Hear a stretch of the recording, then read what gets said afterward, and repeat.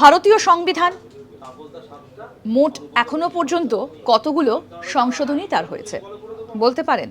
তার আগে বলি, ভারতবর্ষের গণতন্ত্র বিশ্বের সর্ববৃহৎ গণতন্ত্র এবং এখানে বেশ কিছু সংশোধনী আনা হয়েছে। তো সংশোধনী কি সেটা আগে আপনাদের বলি। সংশোধনী হচ্ছে, ভারতীয় সংবিধান সংশোধন হচ্ছে দেশের মৌলিক আইন বা সর্বোচ্চ আইনে কিছু পরিবর্তন আনার যে প্রক্রিয়া, সেগুলোকে বলা হয় সংশোধনী।